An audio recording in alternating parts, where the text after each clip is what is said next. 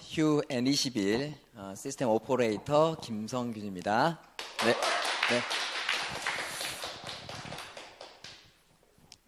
되게 어려 보이죠? 그쵸? 네. 제가 네트워크를 처음 만났던 때는 99년도에 제가 처음 네트워크를 만났고요. 그때 정말 사랑하는 여자친구로부터 네트워크를 처음 접했습니다. 네. 그리고 정말 여자친구로 헤어지게 됐고 사업도 그만두게 됐고, 네. 아픈 상처로 시작한 게 첫 경험이었습니다. 하지만 이제 그때 당시에 제가 느꼈던 거는 이 비즈니스 자체가 성숙해 가고 있고 앞으로 대한민국 시장에도 분명하게 비전이 될 거라는 것을 확신했기 때문에 그 꿈을 포기하지 않고 끈질기게 매달려 오면서 여기까지 왔던 것 같아요. 물론 열심히 진행했던 적도 있었고 또 어떤 여러 가지 개인적인 사정 때문에 조금 사업을 중단하고 또 생활에도 집중해야 될 때도 있었습니다. 아마 오늘 이 시간은 제가 여러분들에게 왜 네트워크 마케팅 사업이 지금 이 타이밍에 모두의 대안이 될 수 있는지에 대한 어떤 그런 비전이 될 수 있는 부분을 제가 좀 이야기를 해 보려고 합니다. 저는 꿈이 참 많았던 사람이에요. 서울시 청년정책 멤버로도 제가 활동을 하면서 우리 창업하는 친구들을 정말 열심히 제가 또 멘토 역할을 또 한 적도 있었고요. 또 직접 교육회사를 운영해 본 또 그런 경험도 있습니다. 물론 네트워크도 경험이 또 있고요. 또 이런 미래의 어떤 시대 변화에 대해서도 관심을 많이 갖고 있으면서 또 유엔 미래포럼 정회원으로 활동을 하고 있고요. 또 한국유통학회 정회원으로도 있으면서 유통시장 전반에 대해서 이 네트워크 마케팅을 보려고 하다 보니까 백화점 시장도 알아야 되는 거예요. 홈쇼핑 시장도 알아야 되는 거예요. 왜? 시장 마켓이 보여야지만이 어떻습니까? 내가 현재 속해 있는 이 비즈니스의 비전을 볼 수가 있는데 과거에는 그냥 어때요? 친한 사람 소개로 감성적으로 즉흥적으로 결정을 내렸던 부분이 있었단 말이에요. 근데 냉정하게 사업적으로 정말 이 비즈니스가 가능성이 있는지를 보다 보니까 전체 시장을 볼 필요성이 있어서 또 이렇게 꾸준하게 또 공부를 또 해오고 있습니다. 저는 이제 그 디스커버리라는 이 영어 단어죠. 발견이라는 이 단어를 되게 좋아합니다. 뭔가를 찾는다는 거는 여러분 시간이 걸릴까요? 안 걸릴까요? 시간이 걸립니다. 1976년도에 쏘아 올린 보이저 2호가 드디어 태양계를 벗어나서 다른 항성으로 진입을 했다라고 최근에 신호를 보내왔습니다. 발사한 지 몇 년 만에 41년이 지난 이후에 보이저 신호가 태양계를 벗어났다는 신호를 보내오고 있다는 거죠. 그때 당시에 연구했던 과학자들은 다 돌아가셨습니다. 자, 이 관찰을 통해서 우리는 뭘 발견할 수 있냐면요. 바로 opportunity, 기회라는 거를 볼 수가 있습니다. 근데 이 관찰은 대충해서는 보일까요? 안 보일까요? 안 보입니다. 정말 밀도 있고 심도 있게 해야지만이 이 기회를 포착할 수가 있습니다. 여기 앉아 계신 우리 선생님들 중에서 요거를 가지고 머리를 깎아보신 선생님들 되게 많으실 것 같은데요. 손 한번 들어주실래요? 네, 좋습니다. 혹시 요거 이름은 어떻게 되는지 혹시 아시겠어요, 선생님? 바리깡. 어릴 때 그냥 바리깡이라고 들으셨죠? 자, 그럼 반대로 이 바리깡은 어느 나라 말일까요? 일본말. 혹시 일본 사람들한테 그 이야기 들으셨어요? 근데 왜 일본말이라고 생각을 하세요? 그냥 어감이 그냥 그래서. 자, 원래 이것을 최초 개발했던 나라는 프랑스에서 개발을 했습니다. 이것을 개발한 제조회사 이름이 바로 베리컨트라는 회사예요. 프랑스 베리컨트사.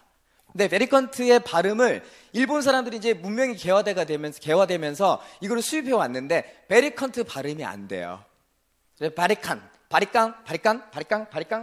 하면서 이게 변한 겁니다. 그러니까 원래는 일본 말이 아니라 어느 나라 말입니까? 프랑스어예요. 근데 우리는 그냥 무의식적으로 어때요? 일본어라는 생각을 한다라는 거죠. 이렇게 그냥 일상에 젖어서 잘못된 정보를 인식하고 있는 것들이 우리 주변에 많을까요? 적을까요? 굉장히 많습니다. 제가 이 이야기를 하는 이유는 뭘까요? 바로 우리가 현재 하고 있는 이 비즈니스 또한도 많은 사람들이 바리깡으로 생각한다는 거죠. 원래는 베리컨트인데 네트워크 마케팅 비즈니스인데 대부분 사람들은 불법 다단계로 인식을 하고 있다는 사실입니다. 하지만 그런 인식들이 조금씩 깨어져 가고 있습니다. 미국의 경제학자 중에 한 사람인 마이크 벤스라는 교수님이 대학원생들을 상대로 해서 노트에다가 점을 9개를 찍으라고 이렇게 이야기를 하십니다. 정사각형 형태로. 이것을 한붓 그리기, 손을 떼지 않고 한 점에서 출발해서 꺾은 점을 한 하나, 둘, 셋, 네 번만 꺾어가지고 전체 9개 점을 다 지나가게끔 만들어봐라 라고 했더니 대학원생들 중에서 7명, 10명 중에 7명 정도가 이 문제를 해결을 못합니다. 네. 우리 선생님들 한번 해보세요. 손으로 이렇게 딱 4개 직선, 연결된 직선 4개만 만들어가지고 전체 9개 점이 다 지나가게 한번 해보세요. 하나가 안 지나가실 거예요. 네? 여기 볼까요? 네. 자, 하나, 둘, 셋, 넷 안 지나가죠. 하나, 둘, 셋, 넷 하니까 얘가 안 지나가죠. 네. 어떻게 하면 그러면 딱 4번만 그거 가지고 4번만 꺾어서 어떻게 5개 다 지나가게 할 수 있을까요? 자, 지금 여러분들의 사고는 이것을 딱 문제를 보여주는 순간 이 사각형 틀 안에 갇혀 있게 됩니다. 네. 그 갇혀 있는 틀에서는 이 문제를 해결하실 수가 없어요. 그 틀을 벗어나야 됩니다. 관점을 다른 곳으로 전환시켜야 됩니다. 밖으로 나가서 어떻습니까? 하나, 둘, 셋, 넷 하니까 전체 점을 다 지나갈 수가 있습니다.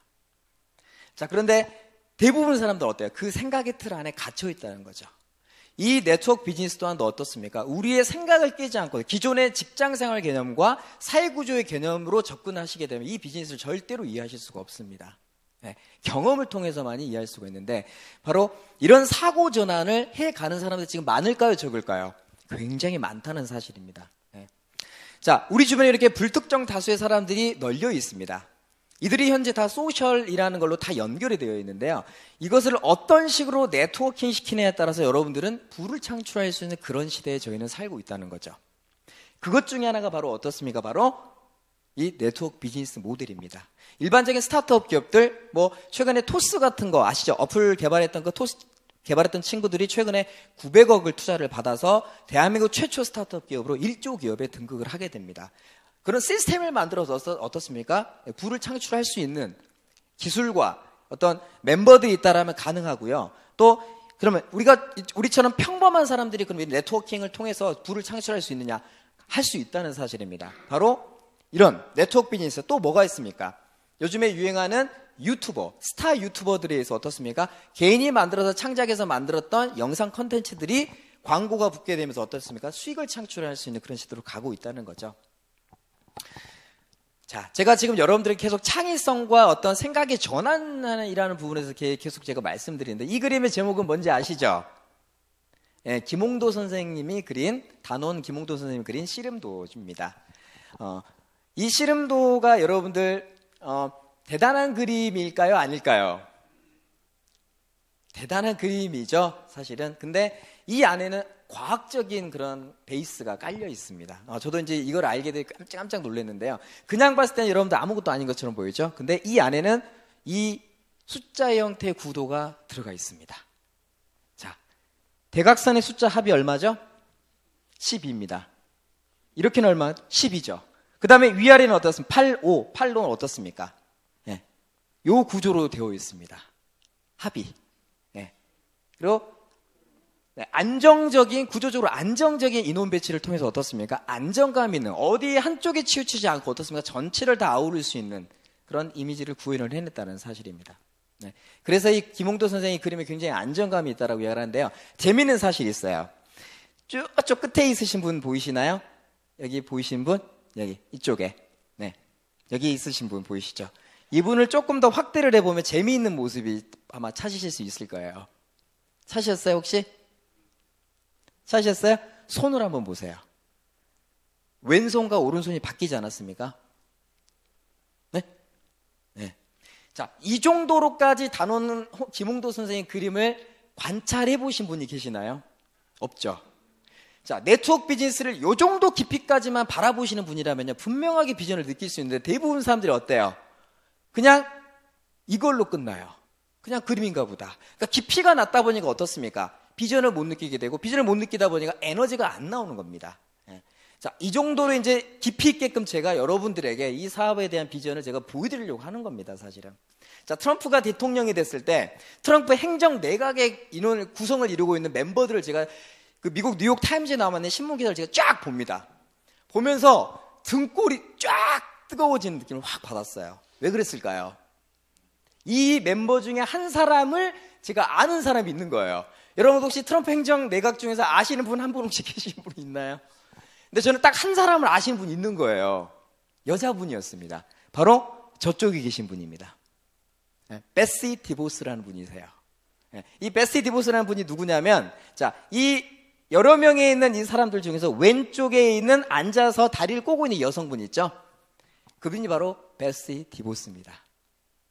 아메이의 창업자의 며느리입니다. 아메이의 창업자의 며느리가 이제 그 감투를 쓰게 됐는데, 바로 현재 지금 미국 트럼프 행정부의 교육부 장관으로 재임하고 있습니다. 저는 처음에 이 내각이 딱 구성됐을 때, 트럼프는 앞으로 미국에 있어서 네트워크 마케팅에 관한 아주 우호적인 정책을 펼치겠다라는 걸 저는 육감적으로 제가 느끼게 됩니다. 요거 논리적 이해하시겠어요? 네.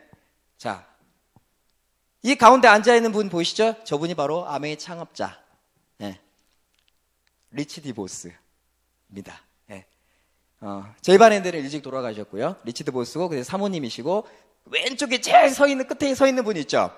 그분이 바로 잭 디보스라는 아들입니다. 아메이 창업자 아들. 현재 지금 미국의 상공회의소 의장을 맡고 있어요. 대한민국에 오게 되면 대통령 바로 옆에 앉습니다. 저희 대한민국 대통령 옆에. 파워가 있을까 없을까요? 막강한 파워를 갖고 있는 쪽이에요. 자, 네트워크 비즈니스 통해서 한 집안의 명예를 어떻습니까? 끝까지 올려버린 엄청난 가문이 바로 아메이고요. 저는 이 교육부 장관이 바로 이 베시 디보스가 교육부 장관이 올라간 걸 보면서, 미국은 아주 옹호하는 정책을 펼치겠다라는 걸 알게 됐고요. 또 트럼프가 여러분들 2012년도에 실제 트럼프 네트워크라는 네트워크 회사를 운영해서 했다라는 사실 여러분 잘 모르고 계시죠? 근데 트럼프는 실패했어요. 돈이 많음에도 불구하고 네트워크 사업은 접었습니다. 왜 접었을까요? 사업자들과 갈등이 너무 많아서, 성질이 더러워가지고. 네트워크 사업은 성질 더러워서 절대 성공할 수 있는 사업 아니잖아요. 그죠? 우리 이용사님이 저를 계속 러브콜을 하려고 해도 아마 가슴으로 삭히고 계속 삭히시면서 아마 끝까지 인내했기 때문에 아마 제가 또 이 자리에 서서 이렇게 강의를 하지 않을까라는 또 생각도 들어지는데요. 자, 우리 이렇게 이 세상에 흘러가는 흐름들을 먼저 읽는다는 것은 대단히 중요한 거고요. 과거에 있었던 스토리 하나만 제가 좀 언급을 좀 할게요. 여러분들 이 그림을 딱 보시면은요, 뭘 보실 수가 있냐면, 일단은 자동차가 보이네요. 최초의 증기 자동차입니다. 그리고 매연이 시커멓게 나오고 있고요. 옆에 경찰관이 서가지고 막 뭐라고 이야기를 하는 것 같아요. 그리고 저 뒤쪽에 있는 마차가 어때요? 깜짝 놀래가지고 어떻습니까? 앞발을 들었네요. 그죠? 근데 앞에 보니까 빨간색 깃발을 들고 가는 사람이 있네요. 자, 이 그림의 상황이 잘 이해가 안 되시죠? 자, 최초의 자동차가 개발이 돼서 실제로 창업자, 당시에 굉장히 창의적인 아이디어를 가지고 말을 대체할 수 있는 교통수단을 만들어서 실제로 시가지에서 운전을 하게 되면서 실제로 벌어진 풍경인데요. 실제 이런 그림이 있었습니다. 실제 사진입니다. 빨간색 깃발을 들고 가는 뒤에 있는 사람이 차를 몰고 가야 돼요. 자, 이거는 실제 1820년부터 1840년 증기자동차 르네상스 시기에 있었던 모습인데요. 여러분들 자동차는 어느 나라에서 제일 먼저 만들었냐면 영국에서 제일 먼저 만들었습니다. 그런데 법이 너무나 엄격한 법 때문에 자동차를 먼저 상용화시키지 못하고 어떻습니까? 오히려 미국과 독일과 프랑스에 뺏겨버립니다. 먼저 개발했음에도 불구하고. 그 이유가 뭐라면 바로 레드 플래그 액트라는 적기법 때문에 그렇습니다. 붉은 깃발 법입니다. 자, 명분은 그래요. 자동차가 보급이 되면 마부들이 실직하기 때문에 자동차는 말보다 느리게 다니세요예요. 산업혁명 당시 전만 하더라도, 이제 마차가 생기기 전만 하더라도요, 여러분 지금 자동차 관련된 산업이 큽니까 작습니까?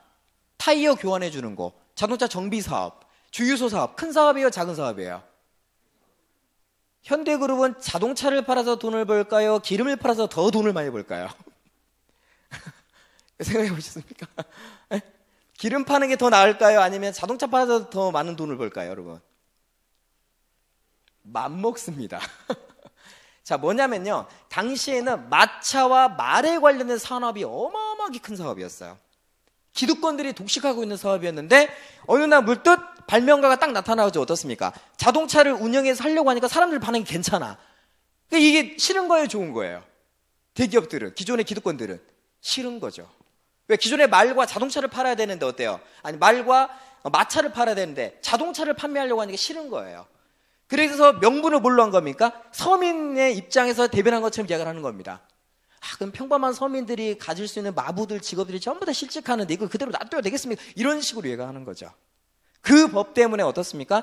영국은 자동차를 가장 먼저 만들었음에도 불구하고 무려 35년 동안 이 법 때문에 어때요? 성장을 못 해버리게 됩니다. 이런 똑같은 상황이 뭡니까? 대한민국 방문판매법입니다. 이 대한민국 방문판매법이 전 세계에서 가장 잘못된 나라가 대한민국이에요. 그걸 알기 때문에 저는 피가 막 거꾸로 솟습니다. 그 어떤 나라보다 그런 혹독한 법임에도 불구하고 지금 대한민국 시장이 전 세계 몇 위입니까? 3위라는 사실입니다. 대단한 거예요, 대한민국 사람들. 자, 얼마나 법이 혹독했냐면요. 한번 보세요. 시가지에서는 자동차가 시속 3km를 넘어서는 안 된다는 거예요. 그 말은 무슨 말이다?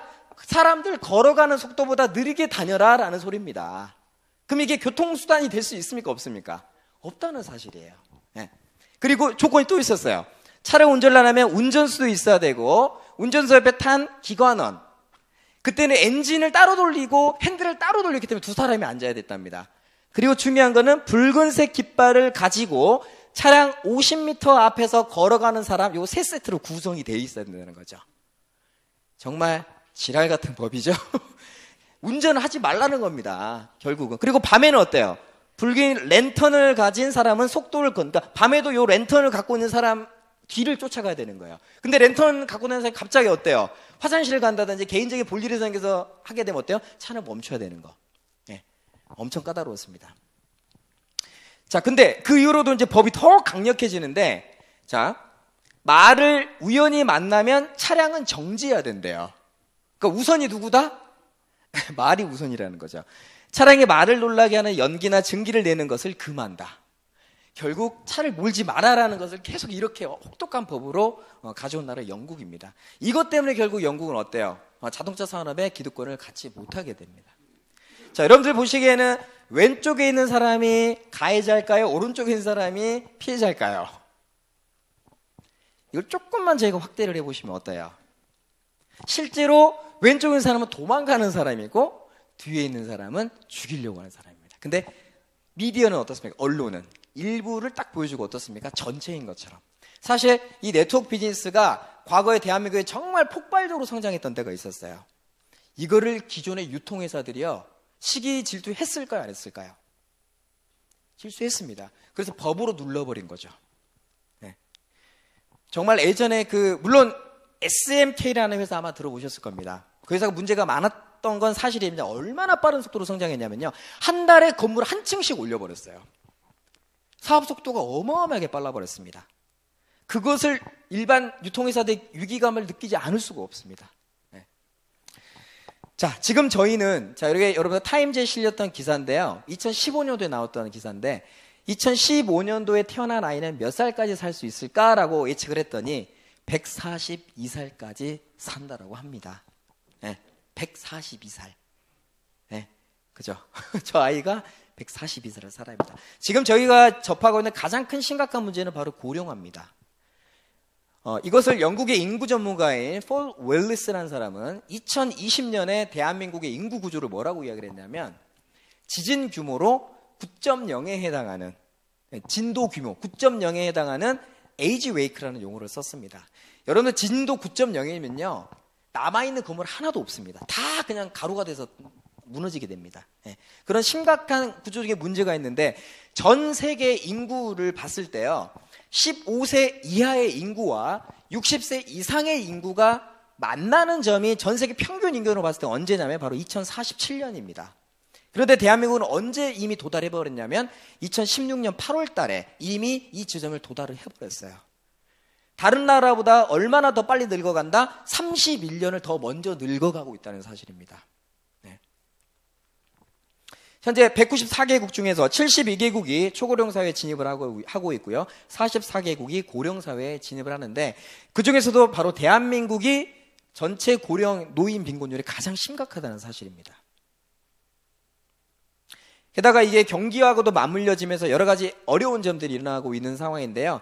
4차 산업혁명 기술 발전을 통해서 점점 어떻습니까? 적은 노동력으로도 더 많은 생산이 가능할 수 있는 그런 환경이 돼가고 있습니다. 여러분들 독일의 스포츠웨어인 아디다스라는 브랜드 아마 들어보셨을 겁니다. 아디다스 브랜드는요, 신발 제조 공장을 동남아시아에서 이미 독일로 옮겨버렸어요. 독일에서 이미 제조시설 혁신을 통해 가지고 어떻습니까? 사람이 없는 공장을, 무인 공장을 완벽하게 실현을 해냅니다. 그를 통해서 어떻습니까? 생산량을 극대화시키게 된 거죠. 그러면서 이제 부는 어떻습니까? 일부에게 더 편중되는 현상이 일어나게 되는데, 전 문화부 장관이었던 이어령 이 교수님이 되게 유명하신 분인데, 이분은 바로 성장보다 뭐가 중요하다? 분배가 굉장히 중요하다고 이야기를 하셨고요. 사실은 이분은 예전에 비즈니스 타임즈라는 이 네트워크 마케팅 매거진을 통해서 2008년도에 뭐라고 이야기를 하시냐면, 네트워크 마케터들은 21세기 지식상인이다라는 용어를 쓰셨습니다. 지식상인. 그리고 이들은 새롭게 부를 분배해서 안정적으로 많은 사람들을 함께 성장시키는 하나의 동력이 될 수 있는 사업이다라고 하면서 굉장히 네트워크 사업에 대해서 긍정적인 그런 생각을 보여주셨던 분이죠. 자, 그러면 유통시장, 전 세계 유통 강자 2개, 미국 북미에서 가장 유명한 유통 강자는 2개가 있습니다. 바로 월마트와 바로 아마존이 있는데요. 왼쪽에 계신 분이 월마트의 창업자 샘 월튼이라는 사람이고요. 오른쪽은 아마존의 CEO 제프 베조스입니다. 이 두 사람이 사업을 시작을 했을 때 하더라도 어때요? 아마존의 주식은 정말 초라하게 짝이 없었고요. 월마트는 이미 2000년 전부터 날라다녔습니다. 주식 가격이 이미 어마어마한 가격을 형성하면서 갔었는데, 여기 점점 아래쪽에 있는 보라색 그림이 뭘까요? 아마존입니다. 아마존이 따라잡으면서 2015년도에 드디어 월마트를 넘어서 버립니다. 즉 어떤 계기가 됐냐면 온라인이 드디어 누굴 따라잡았다? 오프라인을 따라잡았다는 사실입니다. 지금 현재 어제 종가 기준으로 현재 아마존 주식 가격은 약 1591달러, 약 한 170만 원 정도 하고 있고요. 현재 월마트는 한 주당 가격이 얼마입니까? 현재 약 10만 원 정도 하고 있습니다. 훨씬 더 높은 가격을 형성하면서 아마존은 성장을 하게 되는데, 이런 온라인의 대세의 영향은 굳이 아마존에만 그치는 게 아니라는 거죠. 여러분들 미국에 가시면 최대 백화점 체인점이었던 메시스 백화점이 있는데, 메시스 백화점 2016년도에 전체 728개 매장 중에서 100개를 폐상했고요. 지금 거의 절반 가까이 백화점 문을 닫았습니다. 자, 눈에 보이지 않은 작은 공룡이 눈에 보이는 거대한 공룡을 무너뜨려 버리는 거죠. 그리고 지난 월마트가 창업 이래 2014년까지 단 한 번도 매출 감소가 없이 성장했던 회사예요. 대단한 겁니다. 여러분들 35년 동안 매출 하락이 한 번도 없이 성장한다는 게 놀라운 걸까요? 놀라운 거 아닐까요? 대단한 겁니다. 그런데 정점을 언제 찍었을까요? 2014년도에 월마트는 정점을 찍고 매출이 하락해 가고 있다는 거죠. 그래서 2016년부터 구조 조정이 들어갑니다. 네. 그 밖에 다른 스포츠 전문 오프라인 매장, 오피스 디포, 또 K마트, 여러분들 괌에 가신 분들 아마 K마트 구경 가보신 분들 꽤 있으실 거예요. K마트 또한 어떻습니까? 수많은 매장들을 정리하게 되면서 2016년 한 해에만 약 4만 4천여 명의 실업자가 발생을 하면서 꾸준하게 매년 이 수치대로 감원이 이루어지고 있다는 사실입니다. 이러면서 이 세계적인 미래학자 타일러 코에는 현재 중국 경제의 위기에 대해서 굉장히 조심스럽게 이야기를 꺼내는데, 만약에 한국이 이런 위기 상황에서 서비스 산업을 발전을 시키지 못하면 5년 내에 대만과 말레이시아 추격을 당할 거다라는 거죠. 자, 근데 우리는 뭘 살리려고 하는 거죠? 제조업을 살리려고 합니다. 죄송하지만 선진국으로 가려면 우리 뭘 키워야 된다? 서비스 산업을 키워야 되는 겁니다. 여기에서 이제 갈등의 요소들이 굉장히 많은 거예요. 왜? 군산에 있는 그 쉐보레 자동차가 문을 닫고 하면서 여러 가지 문제들이 생기는 것들이, 저희는 앞으로 서비스 산업으로 가야 되는데 발목 잡고 있는 건 어떻습니까? 제조 사업이 발목을 잡고 있습니다. 조선이나 자동차 산업 여러 가지들이 있는 건데요. 한국 경제의 성장률은 예전에 80년대는 18.5%의 고속 성장 시기였습니다. 그때는 정말 여러분들 은행에 돈 딱 저금해 놓고 한 달에 이자 그 보는 재미만으로도 얼마나 행복하셨던 때가 있으셨나요? 근데 지금 우리 젊은이들 그런 재미 있을까요? 없을까요? 없죠. 네. 그래서 지금 세대가, 젊은 친구들 세대들이 역사상 이 100년 세대 안에 가장 가난한 세대라고 이야기를 합니다. 네. 돈을 벌 수 있는 기회가 없다라는 거죠. 결국 대한민국 2012년 이후로 이 저성장 국면에 진입을 했는데요. 이 저성장이 그냥 단기적으로 그냥 몇 년에 끝나는 게 아니라 앞으로 2030년에서 50년까지도 대한민국은 지속적인 저성장 국면에 놓여 있습니다. 다만 변수는 하나가 있습니다. 저희가 통일이 돼서 어떻습니까? 만약에 북한과 함께 협력을 하게 된다면 외국에 있는 경제 전문가들은 대한민국의 경제 성장률을 약 12%로 바라보고 있습니다. 그래서 세계적인 투자의 대가인 그 이름이 갑자기 순간 생각이 안 나네요. 오렌 버핏 말고 짐 로저스라는 분이 있어요. 이 짐 로저스라는 분이 이 아시아 시대가 온다는 걸 알고 한반도가 통일이 된다면 가장 투자 가치가 매력적이다. 그래서 현재 지금 미국에 있는 주식을 다 팔아서 현금화 시켜가지고 현재 지금 다 홀딩하고 있습니다. 그래서 남북 투자 시대가 열리면 건설과 이런 쪽에 투자를 하겠다는 거예요. 어마어마한 돈을 현재 지금 베팅을 하려고 하는데, 그러면 대한민국은 또 새로운 구미로 다다를 수 있습니다. 저는 그렇게 될 거라고 생각을 하고 있는데요. 자, 현재 저희가 왜 미래를 준비를 해야 될 수밖에 없는 입장에 있냐면, 자, 1980년대 짜장면 한 그릇이 350원이었던 적이 있어요. 생각나시죠? 네. 근데 2011년이 됐어요. 짜장면이 5,000원이 됐습니다. 30년마다 물가는 얼마가 상승한다? 15배씩 상승합니다. 30년마다. 네. 그리고 2040년이 되면 짜장면 한 그릇이 얼마일까요? 8만 원인 시대가 옵니다. 저의 꿈은 굉장히 소박해요. 제가 2040년이 되면 저도 이제 할아버지가 됐을 텐데, 제 손주들하고 짜장면에 탕수육을 먹는 게 제 꿈이에요. 그럼 딱 계산해봤어요. 짜장면 한 그릇에 8만 원이니까 제 손주들하고 해서 4명이 먹는다는 쳐. 그러면 84, 32만 원이죠. 짜장면 가격만. 짜장면 가격의 4배가 탕수육 가격이에요. 2만 원이 탕수육 맞잖아요. 그러면 8만 원 4배면 얼마입니까? 32만 원. 그러면 짜장면하고 탕수육만 먹어도 64만 원이 있어야 돼요. 제 꿈은 그거예요. 내가 나중에 40세가 됐을 때, 2040년대에서 제가 80세에 거의 가까운 나이가 됐을 때 제 손주들에게 짜장면, 탕수육을 편하게 사줄 수 있는 할아버지가 되고 싶다는 거죠. 할아버지 일주일에 한 번씩만 사주시면 돼요 라고 손주가 말했으면 저는 벌써 계산기에 몇 개 들어가요. 63으로 곱하기 사니까 250만 원 있어야 되는 거예요. 짜장면, 탕수육 가격만. 그 생각을 하다 보니까 어때요? 물가 상승 이렇게 감안했을 때 노후에 대한 준비를 할 수밖에 없다는 생각이 절실하게 들 수밖에 없다는 거죠. 왜? 벌써 60세 임박하면서부터 어떻습니까? 기존에 젊었을 때 버는 돈의 수익이 반의 반으로 확 줄어버립니다. 네. 게다가 뭔가 가족에 문제가 생겨가지고 돈을 지출하게 되면 어떻습니까? 더 이상 헤어날 수 없는 그런 길에 또 빠질 수밖에 없는 거죠. 자, 이렇게 가계부채가 1,500조를 넘어가고 있는데, 현재 지금 대한민국 경제 상황 중에서 2019년과 2020년이 굉장히 중요한 포인트가 될 수밖에 없는 게요. 지금까지 부채를 가지고 대한민국 상환된, 그러니까 사람들이 빚을 져가지고 매년마다 상환해온 금액이 평균 약 50조 정도가 됐습니다. 그런데 2014년, 15년, 16년, 17년, 18년까지만, 올해까지만 하더라도 부채 상환 금액이 50조면 해결이 됐어요. 근데 2019년도에는 몇 배가 늘어버리냐면 4배가 늘어서 200조 원을 갚아내야 됩니다. 국민들이. 경제가 좋아져 돈을 많이 벌면 괜찮은데, 경제가 어려워지면 여기서 바로 브레이크가 걸릴까 안 걸릴까요? 지금 이러한 아주 위험한 그런 벼랑 끝에 몰려있는 경제 상황이 지금 있는 거예요, 지금. 이런 걸 의식을 하고 계신 분들은 뭔가 대안을 찾으려고 노력하신다는 거죠. 제2의 IMF는 또다시 올 수 있는 가능성은 있다라는 사실입니다. 자, 그러면 볼까요? 여러분들, 우리보다 훨씬 잘 사는 나라가, 전 세계 가장 잘 사는 나라가 미국이죠.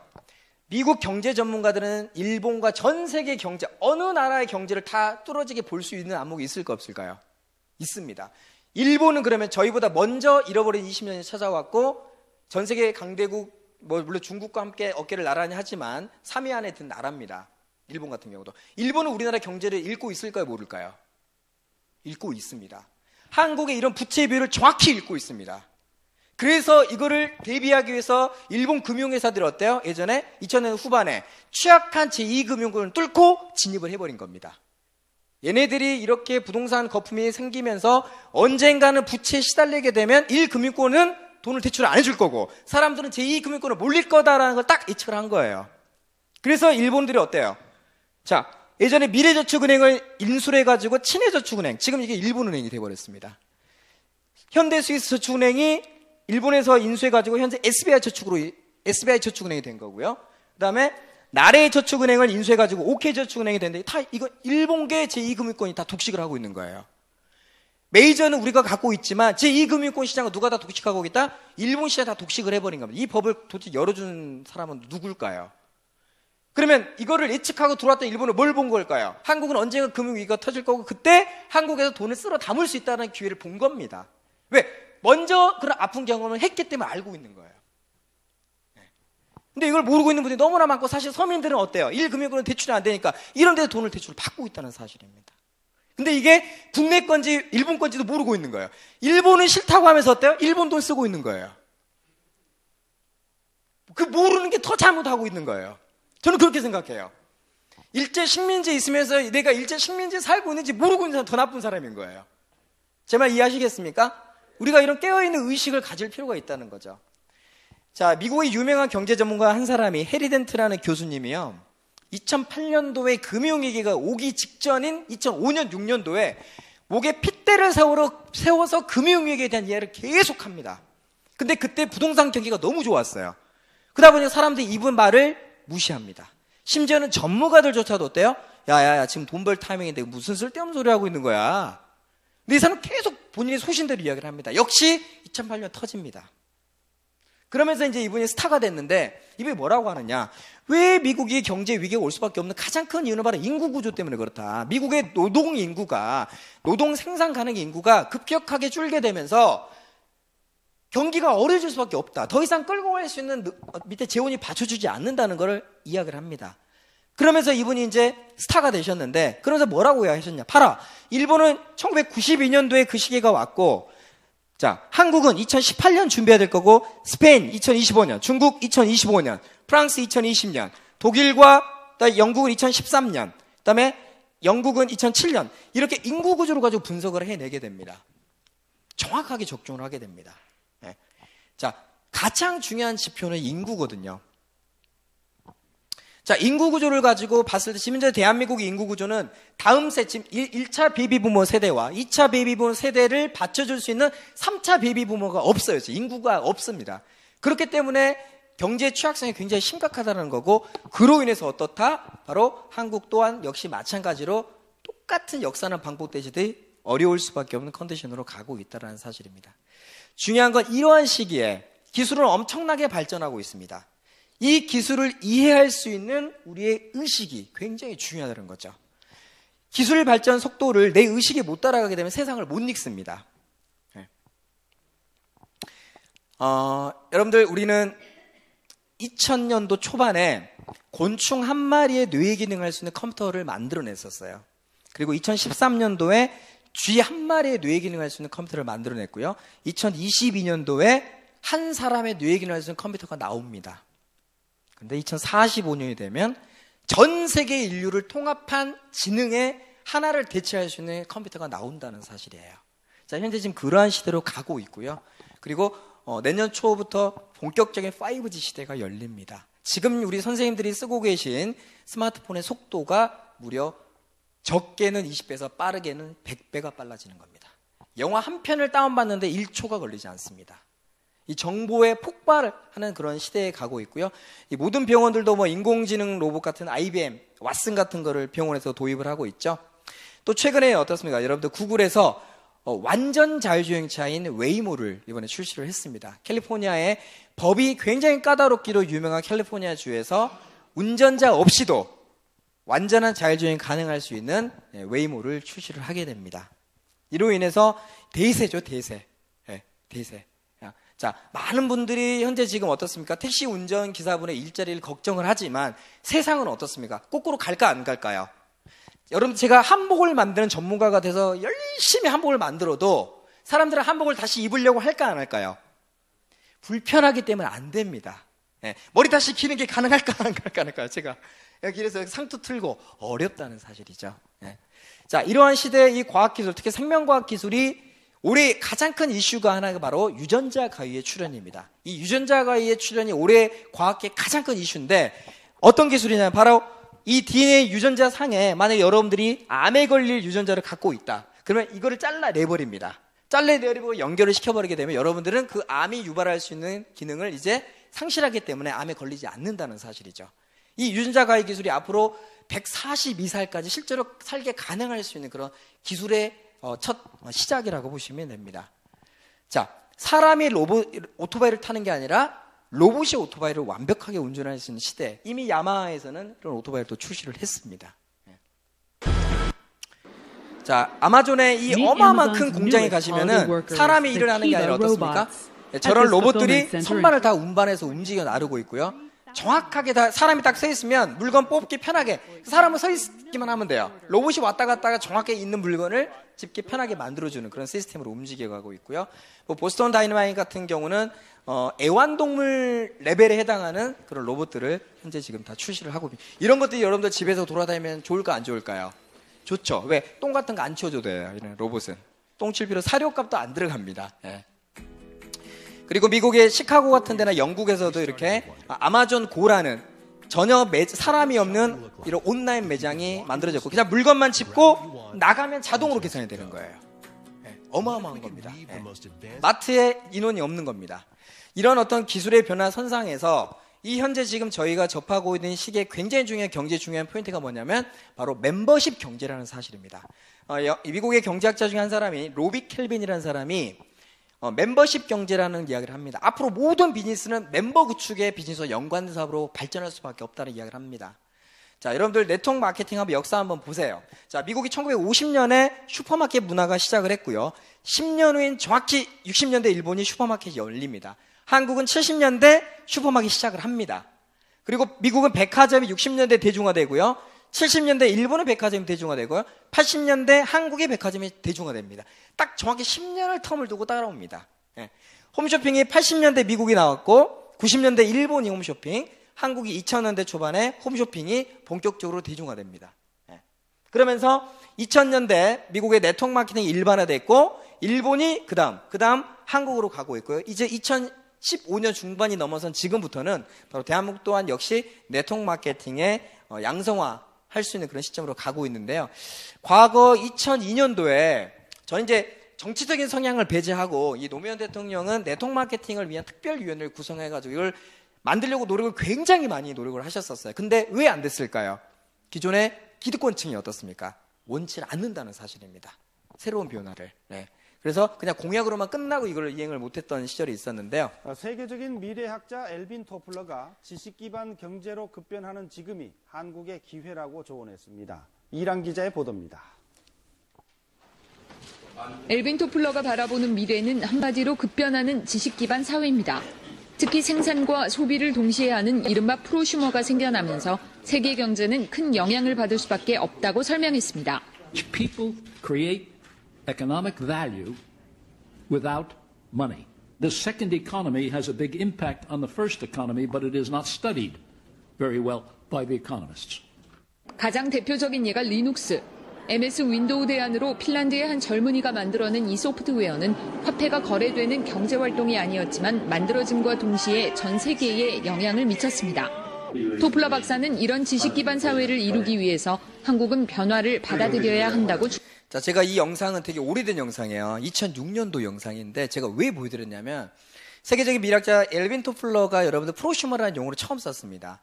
아까 뭐라고 했냐면 정말 작은 것을 통해서 가치를 만들어낼 수 있는 시도로 갈 거다 라고 이야기를 했단 말이에요. 지금 여러분들 스타 크리에이터, 여러분 작년도에 유튜브를 만들어서 영상을 만든 친구 중에서 6살, 7살 어린아이가 약 1년에 220억을 벌었습니다. 아버지가 갖고 있는 핸드폰 하나를 가지고 유튜브를 이용해서 부를 창출했다는 거죠. 자, 아무것도 없는 데서 부를 만들 수 있는 그런 창출의 시대로 가고요. 공유경제 시대로 현재 가고 있다는 포인트입니다. 자, 이런 시대에 대비해서 이미 금융감독원의 예전의 데이터를 보시면 이미 2003년도에 2월 6일자로 GS 홈쇼핑이 어떻습니까? 이미 다단계 판매 등록을 다 맞춰놨어요. 대기업들이 이 사업을 알까요 모를까? 알고 있습니다. 사회적인 인식 때문에 그냥 좀 소심하게 있는 거지 분명하게 비전을 알고 있다는 거죠. 자, 여러분들 차트, 이 그림을 보시면 앞으로 전체적인 추세를 예측할 수가 있는데 대한민국이 1999년도에 IMF가 왔습니다.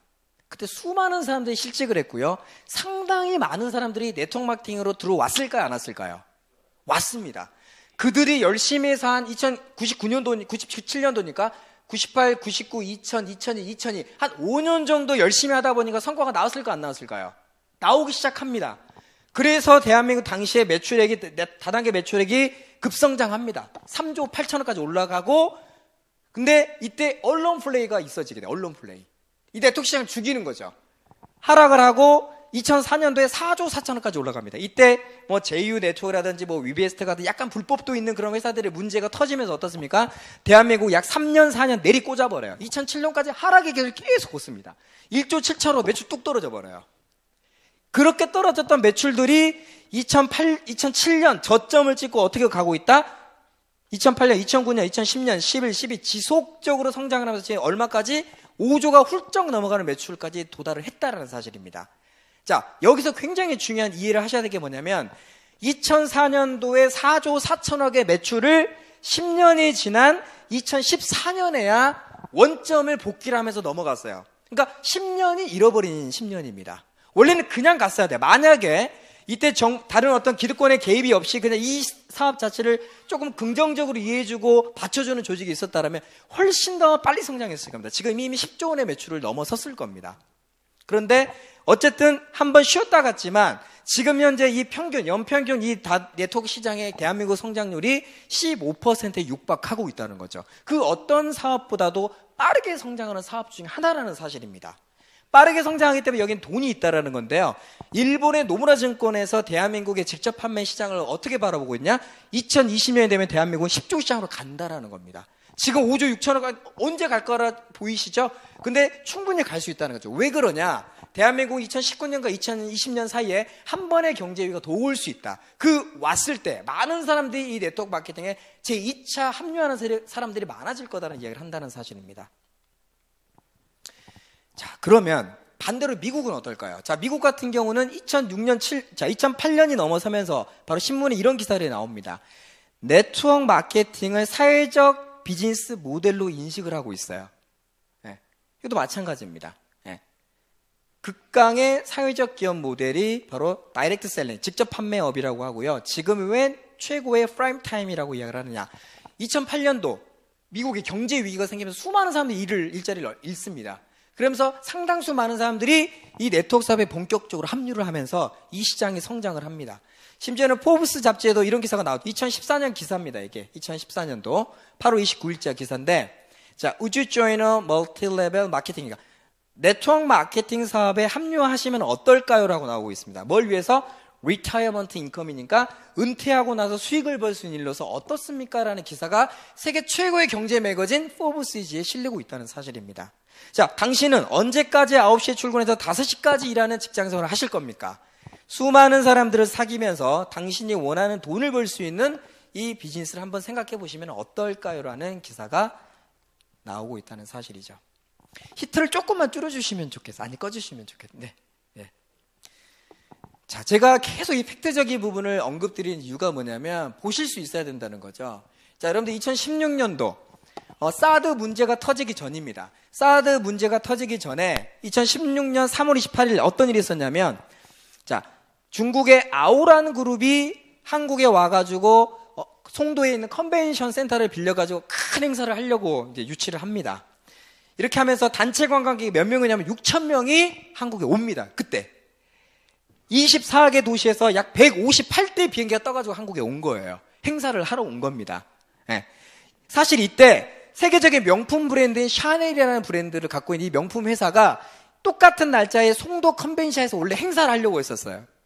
근데 누구한테 먼저 우선권을 줬다? 우리 한국에서 아오란 그룹에게 우선권을 준 겁니다. 왜? 인원이 어마어마하게 오기 때문에 그래요. 경제 파급 효과가 있기 때문에 그렇습니다. 네. 자, 이 행사가 있고 나서 이 지역경제 파급 효과는 무려 120억 원의 파급 효과가 발생을 하게 됩니다. 그 이후에 딱 2달이 더 지나 2010년 5월 달에 돼가지고 또 한 8천 명이 또 옵니다. 한국에. 어마어마한 사람들이 들어오는데 당시에는 항공기 34대, 100여 대, 관광버스 16개, 호텔 예약이 다 끝나버렸고 박원순 서울시장, 이동필 농림축산식품 장관, 항공관광공사 사장까지 참석해가지고 막 한강에서 어떻습니까? 그 삼계탕 파티 열고 막 난리 부르스를 했었어요. 근데 이 회사들이 중국의 네트워크 마케팅 회사라는 사실입니다.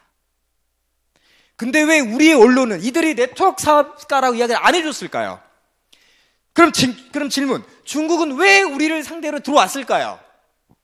자기 회사 홍보입니다. 대한민국의 언론 중에서 단 한 회사도 이 회사가 네트워크 회사라고 알려준 언론이 없어요. 그냥 중국에 있는 한 회사의 직원들이 왔다라고만 표현합니다. 근데 실제 그들은 다 건강식품 관련 네트워크 마케팅 회사라는 사실이에요. 중국이 어마어마하게 성장하고 있다는 것을 저는 이미 이때 기사를 통해 알게 된 겁니다. 잘못하다가는 어떻게 되겠다? 뺏길 수 있다는 생각을 하는 거죠. 다행히 사드가 생겨가지고 어때요? 이게 좀 딜레이 됐지만 중국은 또다시 들어올 생각을 하고 있어요, 지금.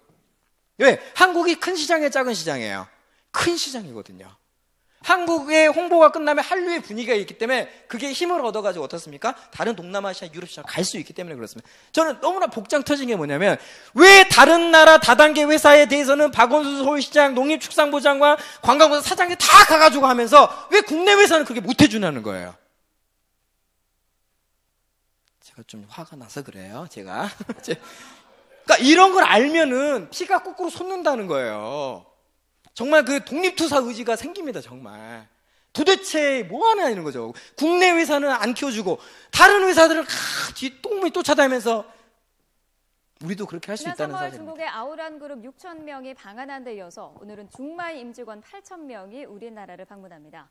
이들이 단체 관광을 하면서 우리 경제에 미치는 긍정적인 효과도 클 것으로 기대됩니다. 김경수 기자. 긍정적이라잖아요. 긍정적. 열받아. 무려 4,500명이 한자리에서 즐긴 이른바 치맥 파티. 점포 50곳에서 치킨 1,500마리를 실어 날랐습니다. 想吃韩国的美食，还有想看韩国的长腿欧巴。我觉得气氛很好，很开心。 면세점도 대목을 맞았습니다. 매출이 평소보다 2~3배씩 뛰었습니다. 我觉得这边的化妆品特别好，来了这边就是为了带一点护肤品回去。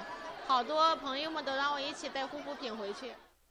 지난 3월 중국 아오란 그룹의 단체 관광이 남긴 풍경들입니다. 당시 쓰고 간 돈은 한 사람에 280만 원꼴, 304억 원에 이르는 경제 효과를 낳은 걸로 집계됐습니다. 애초 예상했던 260억 원보다 40억 원이 많습니다. 이번에는 그때보다 2,000명 많은 8,000명이 방문하니까 단순 계산하면 경제 효과 405억 원이 예상됩니다. 회사에서 포상 개념으로 여행을 보내주기 때문에 포상 개념. 아시죠? 승급 달성한 프로모션 여행 보내준 그거예요. 대규모 인센티브 관광단체의 한국 방문은 관광산업 측면에서의 경제적 파급 효과가 매우 크기 때문에 관계기관과 협조를 통해 지속적으로 유치하고자 노력하고 있습니다. 그러니까 지금 이게 뭐냐면 왜 그렇게 글이 만들어가지고 되는지를 분석을 하게 되면 한국에 뭘 키워야 될지 답이 나오거든요. 근데 그 생각은 안 하는 거야. 당장 돈 버는 것만 생각하니까 그러는 거야, 정책적으로. 자, 지금 이 미국의 이 네트워크 마케팅 사업을 하시는 친구들은요, 수준이 굉장히 높습니다. 세계적인 명문대학 하버드, 미국의 명문대학 스탠포드, 이런 데서 네트워크 마케팅 리더들이요, 리더십 마인드나 이런 강의를 듣습니다. 단순하게 돈을 벌어서 그냥 단순하게 그냥 나만 혼자 이런 개념이 아니라 내가 성공한 사업가로서 어떻게 사회에 기여할 거냐, 이런 것을 고민을 하고 기부하는 방법이나 다양한 사회에 함께 공동 성장할 수 있는 방법들을 모색을 하는데, 지금 여기 앉아 계신 분들이 다 동양인처럼 보이시죠? 미국에 살고 있는 중국 2세대들, 이 친구들의 네트워크 사업으로 성공한 친구들이 굉장히 많습니다. 저는 이게 정말 두려워요. 게다가 현재 지금 어떻습니까? 미국 뉴욕 증권거래소에는 대한민국 수천 개 기업 중에서 딱 11개만 상장되어 있습니다. 근데 이 미국의 뉴욕 증시에 상장되어 있는 네트워크 마케팅 회사들이 굉장히 많습니다. 좋은 회사들이 많다는 거죠. 자, 최근에 불과 몇 주 전에는 중국 베이징에서 세계 직접 판매 연례 협회 세미나가 열렸습니다. 대한민국 전 세계 3위지만 한 번도 이런 직접 판매 연례 행사 열려본 적이 없어요. 충분히 열릴 수 있거든요, 글로벌 이런 포럼 행사들이. 너무나 안타깝습니다, 저는. 국가에서 지원을 안 해주는 거죠, 다단계에 관해서는. 네? 네.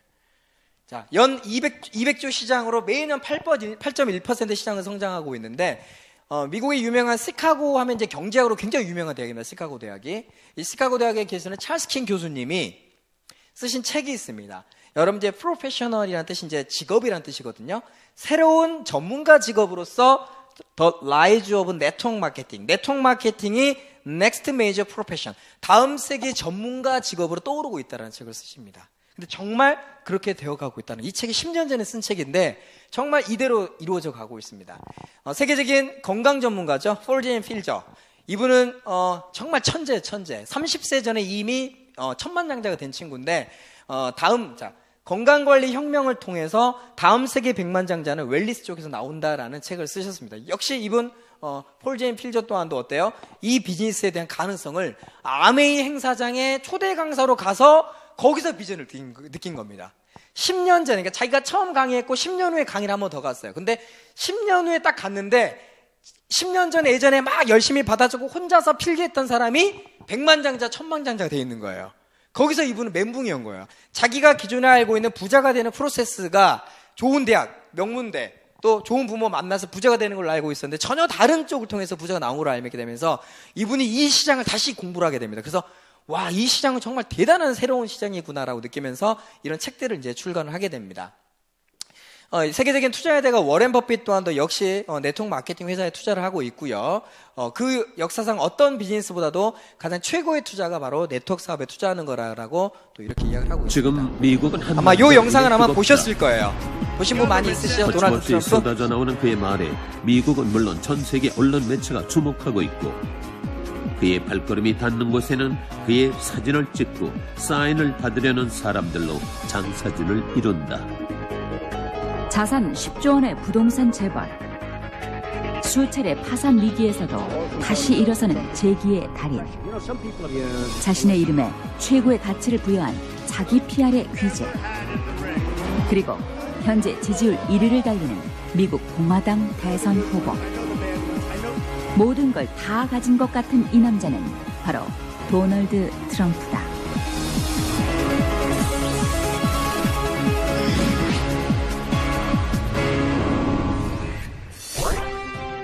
지난 5월 종영된 미국의 대표 토크쇼 데이빗 레터맨 쇼에 출연한 적이 있는 트럼프는 당신이 모든 걸 잃고 처음부터 다시 시작한다면 무엇을 하실 겁니까? 라는 진행자의 질문에 1초의 망설임도 없이 좋은 네트워크 마케팅 회사를 찾아 일할 겁니다. 라고 했다. 이 대답에 수많은 청중들이 야유를 보내자 그는 이것이 바로 내가 이 자리에 올라와 있고 당신들은 거기 앉아있는 이유입니다. 라며 사람들의 편견을 꼬집었다. 여러 차례 실패를 경험했지만 특유의 자신감과 제가 왜 이 말이 대단하고 생각하냐면 이분이 2012년도에 네트워크 사업을 해서 파산 완전 망했어. 한 4, 5조를 말아먹었어요. 그럼에도 불구하고 이 데이빗 레터맨 쇼에 나와가지고 망하면 뭐 할까 하니까 다단계 사업 회원으로 출발하겠다 이야기를 하자. 제가 그래서 대단하더라고요. 네. 자, 이 네트워크 마케팅 시대가 오고 있다는 것은 미국에 상장되어 있는 회사들의 주가 성장률을 보시면 압니다.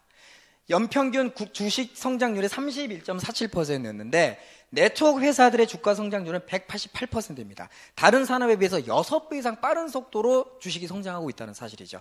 바로 여기에 돈이 있다는 사실입니다. 자, 지금 제가 여러분들에게 보여드린 사진들은 현재 전 세계 네트워크 마케팅에서 성공한 몇몇 친구들을 제가 좀 보여드릴 거예요. 필리핀에서 미국으로 이민 간 친구예요. 근데 미국의 경제 위기가 닥칩니다. 2008년도에 직장을 잃었어요. 그때 네트워크 사업을 시작을 합니다. 정말 어렵게 만났지만 시작을 해서 이 친구는 현재 백만장자가 돼버렸어요. 집 뒷뜰에 있는 차예요. 집 뒷뜰에. 예. 주말에는 하루 종일 차만 닦는답니다. 예. 이런 집에서 삽니다. 나이는 35살이에요. 예. 그러니까 35살이 10년 전이면 언제입니까? 예? 거의 25살 실직하고 나서 젊은 시기에 네트워크 사업을 뛰어든 겁니다. 예. 역시 이 친구도 어때요? 아까 그 친구가 이 친구 소개를 한 거야. 친구야, 이 네트워크 사업 같이 성공할 수 있는 거라고 하는데 너 직장 생활도 좋지만 여러분 나랑 부업으로 한번 같이 해보자. 이 친구가 막 콧방귀도 안 꼈던 친구예요. 근데 이 친구가 파트너가 돼가지고 같이 열심히 이 친구도 역시 백만장자가 됐습니다. 네. 이렇게 시간의 자유를 누리면서 살아요. 네. 이 어린 아이가 있는데도 이미 람보르기라는 아주 고급 자동차를 가지고 있습니다. 또 그 정보를 필리핀에 있는 고향 친구에게 또 정보를 전달해 준 거야. 이 친구는 이제 이미 고향 친구들 2명이 미국에서 성공했잖아요. 그래서 이 친구가 필리핀에서 이 정보를 받아들여서 사업을 정말 열심히 해서 이 친구도 역시 10년 만에 어떻습니까? 정말 가난했던 집 아들에서 정말 백만장자로 성공을 하게 됩니다. 지금 이런 일들이 전 세계에서 일어나고 있고요. 현재 지금 네트워크 마케팅 사업을 통해서 여러분들 30초에 한 명의 백만장자 나오고 있다는 사실 아시나요? 30초에. 네. 여기서 백만장자는 누적된 수입이 12억을 달성한 걸 이야기를 하는 겁니다, 지금. 네. 자, 이 친구 되게 유명하죠? 잠시만요.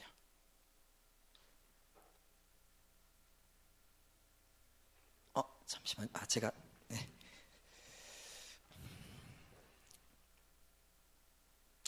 자, 이 친구 같은 경우는요, 후스턴 보고스라는 친구인데, 여러분들, 좀 비전이 있어 보이나요? 안 보이나요?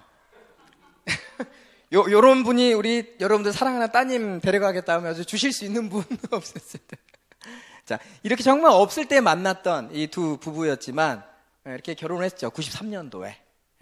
근데 네트워크 마케팅 리더로 이렇게 엄청난 성공을 한 친구입니다. 가족끼리 사업을 해가지고요. 다 성공을 했는데 차들 보세요. 다 롤스로이스, 벤틀리, 막 람보르기니. 전체 가족 식구들이 다 넥소 사업에 함께 하면서 큰 성공을 이뤘고요. 와이프 생일날에 롤스로이스로 이렇게 빨간색 리본을 달아가지고 이 차가 가격이 거의 한 12억 정도 합니다. 하고 또 자기 아들 이름으로 MLM 페이라고 나와 있죠. 아들에게 아들 아빠가 선물이다. 롤스로이스 차고 다녀라 하니까 인생이 또 달라지는 겁니다. 아버지가 이룬 그런 것들을 또 이 아들은 어때요? 물려받을 또 준비를 하고 있는 거죠. 누군가 이렇게 만들어가고 있습니다. 이렇게 집이 어마어마하게 넓어요. 또 이 친구도 이제 제가 다른 외국계 회사 직원인 친구인데요. 미국의 경제 위기가 오면 이 친구가 원래 싱가포르 국립대학이면 세계적인 대학입니다. 싱가포르. 근데 법과대학을 다니다가 변호사를 꿈꿨던 친구인데 이 친구가 어느 날은 엄마가 야 엄마 따라서 여행 한번 가자라고 해서 미국에 간 거예요. 가서 이제 엄마가 성공한 걸 안 거야. 그래서 이 친구가 변호사를 그만두고 엄마와 함께 사업을 합니다. 그래서 이제 와이프가 다 가족끼리 사업을 해가지고 엄청 큰 성공을 하게 되는데 이 친구거든요. 빰린이라는 친구인데 정말 결혼했을 때 약속 그대로 다 지키면 살아요. 겨울을 보고 싶으면 헬기 타고 추운데 가고 회를 먹고 싶으면 남태평양에 가서 회를 잡아서 먹고 나이아가라 폭포를 즐기고 만리장성을 다니고 이 친구들은 한 달에 보름의 여행을 다니는 삶을 살고 있어요. 부럽습니다. 또 세계적인 네트워커 중에 하나 캠포터라는 분이 계시는데요. 네트워크 사업을 통해서 전용 비행기, 가족끼리 전용 비행기를 타고 전 세계를 여행을 하면서 사업을 하고 있고요. 아들이 대학을 졸업을 하면서 아버지가 취직을 하지 말라고 합니다. 아버지 사업을 물려받아라. 그래서 네트워크 사업을 또 같이 또 진행을 하면서 전 세계를 돌아다니는 그런 분들이 굉장히 많습니다. 자, 제가 이런 걸 자, 근데 이분들의 공통점이 있어요. 수없이 많은 실패와 시행착오를 다 겪어낸 사람들이라는 거죠. 한 번에 성공을 이룬 사람이 없다는 사실이에요. 자, 여러분들 이 손안에 올려져 있는 작은 씨앗이 보이시나요? 저도 이제 2017년도에 제가 이제 가족끼리 미국을 한 달 동안 제가 여행을 다녀왔는데 킹스 캐년에 실제로 가보면 엄청 큰 나무가 있습니다. 메타세콰이어라는 나무가 있는데 이 작은 씨앗을 심게 되면요, 이게 어마어마하게 큰 나무가 됩니다. 얼마나 큰지 알겠죠? 나무가 100m가 넘어갑니다. 이런 어마어마한 나무의 가치가 씨앗 하나에서 출발했는데 그 씨앗에 어떤 걸까요? 우리의 정신세계와 맞먹습니다. 우리 생각이 만약 거기에 초점이 맞춰져 있다면 충분히 가능하다라는 거죠. 여기 밑에 있는 사람 보이시나요? 어마어마하게 큰 나무도 만들어낼 수 있다는 사실입니다. 자, 이것을 만들어내기 위해서는 바로 이 미라클 그룹에 필요한 게 있습니다. 바로 뭘까요? 팀워크가 필요합니다. 자, 이 두 형제예요, 형제. 잘 보시면 형은 팔이 없어요. 핸들을 못 잡습니다. 동생은 다리가 없어요. 못 굴려요. 어느 한 사람도 개인이 자전거를 탈 수 있을까 없을까요? 없습니다. 두 사람이면 가능합니다. 동생은 핸들을 잡고 형은 발을 굴리면 됩니다. 이게 바로 뭘까요? 바로 네트워크 사업에 필요한 팀워크입니다. 자, 팀워크는 스폰서 A, B, C가 다리를 만들어서 마지막에 온 파트너가 다리를 건널 수 있게끔 희생과 봉사정신으로 했을 때만이 어떻습니까? 모두의 성공을 이룰 수 있는 사업입니다. 우선이 이게 아니라는 사실이에요. 우선이 이 사람이 아니라는 거예요. 우선이 이 사람이 아니라는 거죠. 우선이 누구다? 제일 마지막에 합류한 사람을 어떻게 우리가 함께 팀원으로 성공시키려고 하느냐. 그런 순수한 열정과 에너지가 어떻습니까? 이 조직을 버텨내고 만들어낸다는 사실이죠. 대부분 많은 네트워커들은 착각하고 계십니다. 이게 일본으로 중요하게 생각하세요. 아닙니다.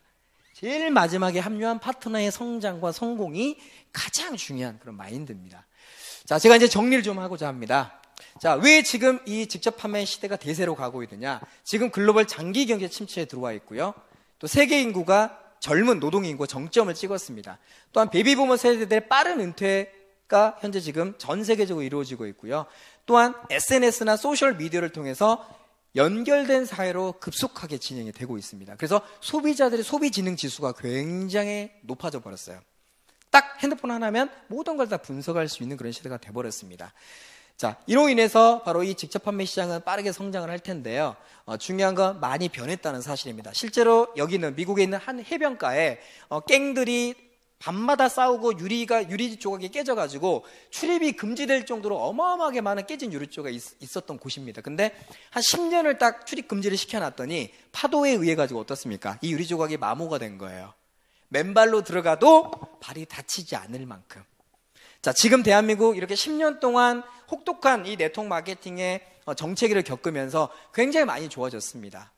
이제는 들어가도 어떻습니까? 괜찮은 환경이 됐어요. 그런데도 아직 예전에 한번 발을 베어보신 분들은 어떨까요? 굉장히 힘들죠. 하지만 충분하게 그분들에게도 다시 구경시켜드릴 만큼의 좋은 환경이 됐기 때문에 기회가 될 수 있다고 생각을 합니다.